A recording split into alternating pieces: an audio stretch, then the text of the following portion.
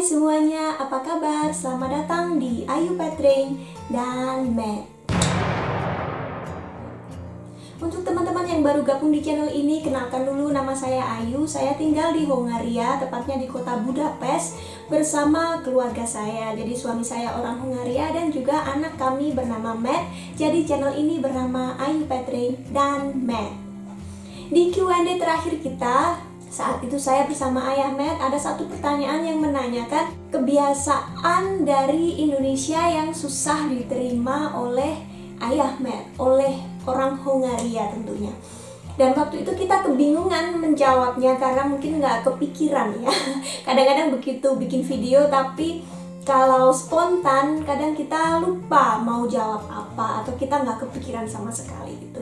Dan kali ini saya sudah memikirkan pastilah ada di dalam perkawinan campuran dua budaya yang berbeda itu pasti ada kebiasaan tradisi yang mungkin dirasa aneh oleh pasangannya. Jadi saya nggak bilang tradisi yang tidak disukai atau tradisi yang dibenci satu sama lain, cuma mungkin yang aneh, yang nggak biasa. Jadi di video kali ini kita akan membahas mungkin 5 kebiasaan atau tradisi orang Indonesia yang mungkin sudah biasa, tapi bagi orang Hongaria, bagi suami saya pada khususnya ya, karena dilihat dari kacamata dia mungkin bisa dibilang aneh. Dan begitu juga sebaliknya, 5 kebiasaan di Hongaria yang menurut saya aneh.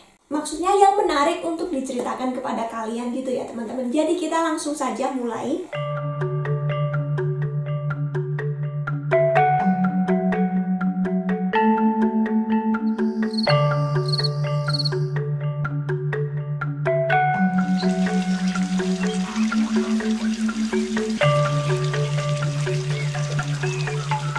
Kalian yang sudah lama subscribe di channel ini pasti tahu saya nggak mau ngomong tentang agama dan politik karena ya tahu sendiri lah.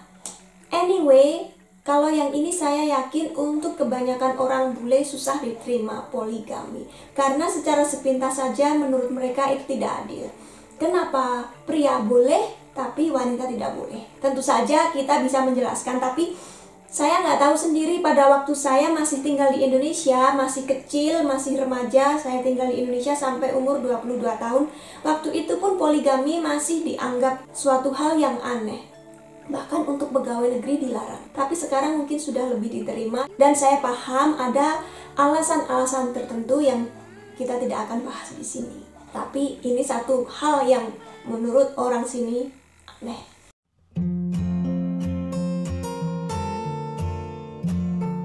Yang kedua adalah jam karet. Apakah sekarang masih berlaku juga budaya jam karet ini? Saya kurang tahu, kalian bisa komen di bawah. Tapi yang jelas dulu zaman saya tinggal di Indonesia itu sudah biasa sekali. Kalau undangannya jam 2, kita pasti jam 2 baru berangkat dari rumah. Itu sudah biasa sekali, no problem. Jadi biasanya tuan rumah yang mengundang juga sudah memperhitungkan hal itu. Tapi kalau kita tinggal di sini, di Hongaria, jam 2 kita datangnya jam 3 ya sudah pasti pestanya akan selesai. Karena biasanya mereka kan benar-benar berdasarkan jam. Kita ada appointment dokter atau di salon rambut ya, mau potong rambut, kita telat 5 menit sebelumnya kita harus telepon dulu. Beda. Jadi menurut Ayah Matt ini sangat aneh.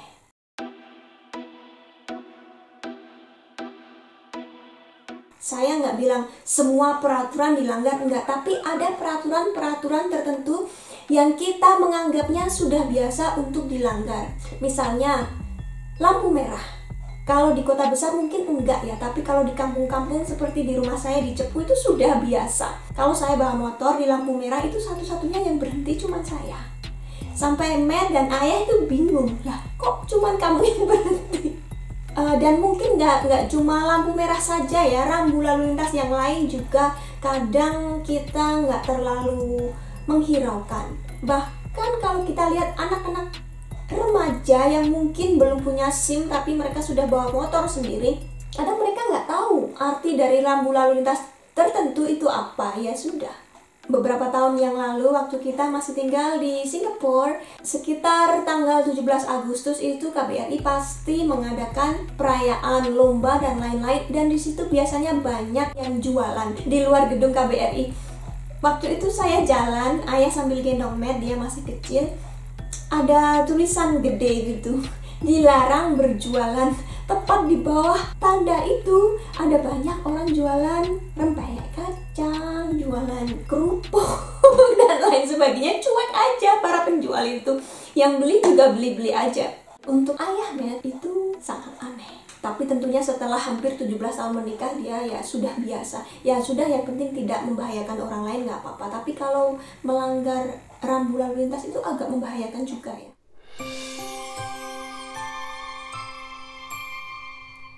Saya rasa di mana-mana di setiap negara itu pasti akan ada makanan aneh yang kita temui. Tapi kalau di Indonesia menurut ayah Matt itu banyak banget makanan anehnya. Menurut dia seafood itu sudah aneh karena di sini nggak ada. Ya ada tapi impor dan harganya mahal. Jadi orang lokal di sini yang biasa-biasa saja, kebetulan suami saya itu datang dari keluarga yang biasa-biasa saja, bukan orang kaya ya. Bukan orang miskin ya, orang biasa saja lah gitu. Makannya ya ayam saja atau daging sapi kalau mereka mau, ya daging babi kalau mereka mau gitu.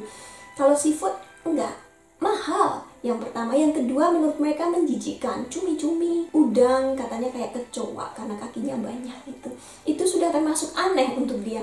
Apalagi kalau kita ngomong teripang kayak ulat gede gitu, itu saya juga belum pernah makan, tapi ayah Matt takut banget lihat itu. Terus siput, bekicot, laron, itu kan kalau di Indonesia semuanya dimakan, belum lagi belalang. Terus kalau di tempat saya itu ada kepompong jati, itu juga dimakan. Biawak, tetangga saya bahkan ada juga yang makan cicak, tokek gitu. Kalau kecoa enggak ya, kecoa enggak.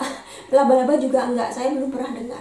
Semoga nggak ada yang bilang kalau saya menjelek-jelekan Indonesia ya, enggak. Ini cuman sharing saja. Saya sendiri nggak tersinggung kalau ayah Matt bilang makanan ini aneh, makanan itu aneh, karena makanan dia juga ada yang aneh untuk saya. Nggak biasa gitu. Jadi saya harap kalian juga nonton video ini dengan pandangan yang terbuka. Nggak cuma saya saja gitu. Yang sudah nonton Q&A saya bersama ayah kan dia bilang waktu pertama kita menikah saya ini nasionalis banget. Kalau dia sedikit mengkritik Indonesia gitu, saya marah-marah. Jadi setelah bertahun-tahun saya membandingkan keadaan di sini dengan di Indonesia dan juga di Singapura, saya bisa agak berubah, maksudnya berubah bukannya nggak cinta tanah air, tapi bisa lebih membandingkan gitu. Oh iya, memang Indonesia yang ini masih perlu diperbaiki, sedangkan yang ini Indonesia lebih baik dari negara ini gitu kan.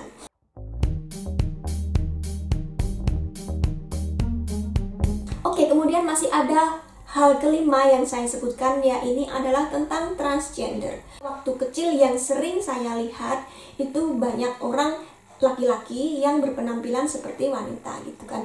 Dan itu normal sekali di lingkungan saya, di salon-salon itu banyak. Dan hubungan kami juga baik-baik saja, mereka juga nggak melukai orang lain, nggak berbuat tidak senonoh di tempat umum, enggak kok. Cuman mereka memang gaya berpakaiannya, gaya berbicaranya mereka seperti perempuan, itu saja. Tapi untuk ayah Matt, hal itu aneh sekali karena di sini tidak ada. Ya, saya tinggal di sini sudah lama, mungkin hampir 8 tahun, dan itu saya belum pernah lihat. Untuk ayah Matt sih dia tidak ada pemikiran apa-apa ya, bukannya mendukung ataupun membenci, karena kan mereka bukan siapa-siapa kita ya, silahkan saja gitu. Motonya dia itu live and let live. Jadi mereka mau hidup seperti apa asal tidak mengganggu kita ya tidak masalah. Oke, jadi sekarang kita beralih ke kebiasaan orang Hongaria yang mungkin aneh, tidak umum, menarik untuk dibicarakan menurut saya. Mungkin ini berguna sekali untuk teman-teman yang punya pacar atau mau menikah dengan orang Hongaria.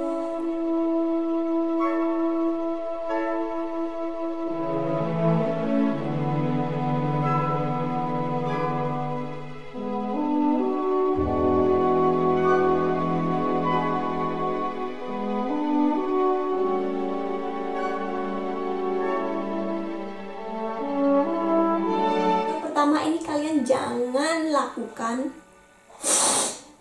menyedot ingus, tapi kebalikannya boleh, seperti contoh dari nenek Matt ini.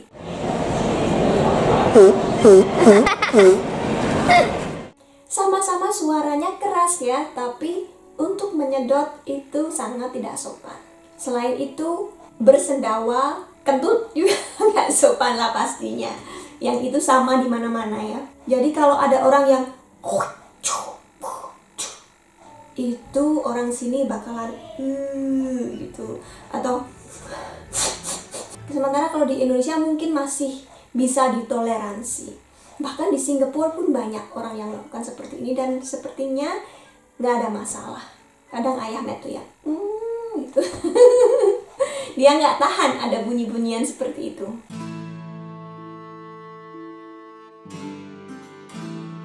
Yang kedua, kalau naik kendaraan umum, orang Hongaria itu mereka lebih suka berdiri.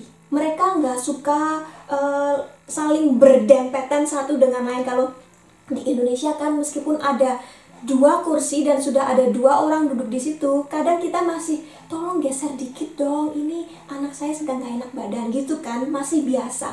Kalau di sini enggak, kadang kalau ada 2 kursi sudah ada 1 orang duduk di situ, orang yang lainnya nggak mau duduk karena nggak tahu ya, mungkin mereka nggak suka bersentuhan gitu. Terus mereka juga nggak mau mengambil hak orang lain. Jadi biasanya kan ada tempat duduk yang khusus untuk orang hamil atau untuk orang tua. Mereka nggak akan duduk di tempat itu. Dulu sering naik bis untuk menjenguk nenek Matt di Eger, dan itu kadang kita ngantri lama sampai penuh gitu. Biasanya mereka, orang yang ngantri di depan-depan saya itu kasih jalan untuk saya, suruh masuk duluan karena dikira saya anak kecil gitu. Jadi saking baiknya mereka tuh kayak gitu. Ayah Matt naik bis kota, bis umum atau tram, kendaraan umum, dia nggak bakalan mau duduk. Pasti dia milih berdiri. Saya disuruh duduk sementara dia berdiri. Katanya kasihan kalau ada orang tua nanti nggak dapat tempat duduk. Padahal masih banyak tempat yang kosong. Tapi ini nggak cuma dia saja, ternyata semuanya seperti itu. Sampai ibu mertua saya juga gitu. Saya ajak keluar di Singapura naik bis kota, beliau nggak duduk. Ada orang yang lebih muda dari beliau malah dipersilahkan duduk. Beliau milih berdiri, teman-teman. Itu ya, beda budaya.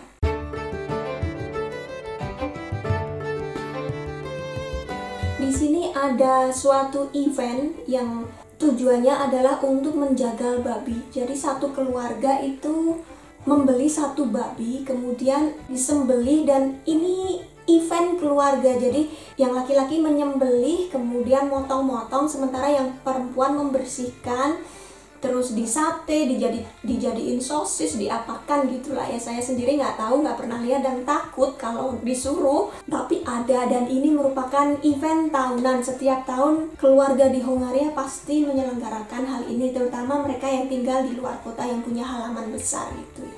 Saya nggak pernah ikut, takut.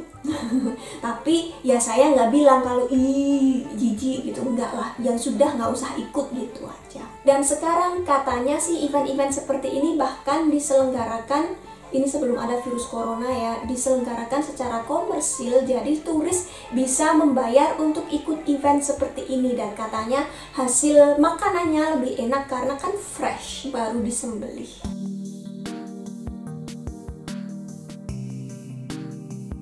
Kurangnya kemampuan berbahasa Inggris di Hongaria. Tidak semua bule bisa berbahasa Inggris. Ini sudah sering saya bahas ya, tapi ya pokoknya susah, bahasa Inggris nggak laku di sini. Terus kalau mereka disuruh nonton TV, nonton film yang ada teksnya di bawah, itu mereka nggak biasa. Jadi harus didubbing. Semuanya acara TV, drama, apapun itu di TV didubbing. Yang untuk saya aneh karena saya tidak bisa mendengarkan suara aktor aktris aslinya.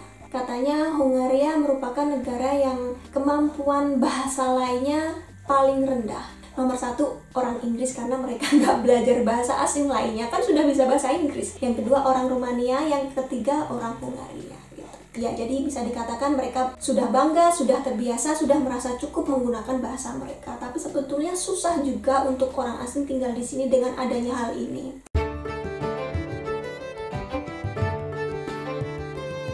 Kemudian tentang minuman beralkohol. Orang sini sangat bangga dengan minuman beralkohol mereka. Terkenal sekali dengan produk wine atau anggur dan juga palingko. Palingko ini semacam alkohol yang sangat kuat. Saya sendiri nggak tahu rasanya gimana karena nggak pernah mencoba. Tapi biasanya kalau kita bertamu dan disuguhi palingko ini oleh tuan rumah, itu tidak sopan kalau menolak. Saya sendiri nggak pernah disuguhi ya, karena kebetulan semua teman saya, kenalan saya, bapak ibu mertua saya juga sudah tahu kalau saya nggak akan mau minum alkohol. Bahkan suami saya juga nggak minum. Dia sih sebenarnya gampang alasannya untuk menolak. Maaf, saya nyetir nggak bisa minum alkohol, jadi dia aman.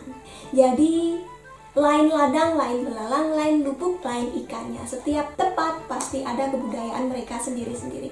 Jadi terima kasih teman-teman yang sudah nonton video ini. Semoga bermanfaat dan menghibur.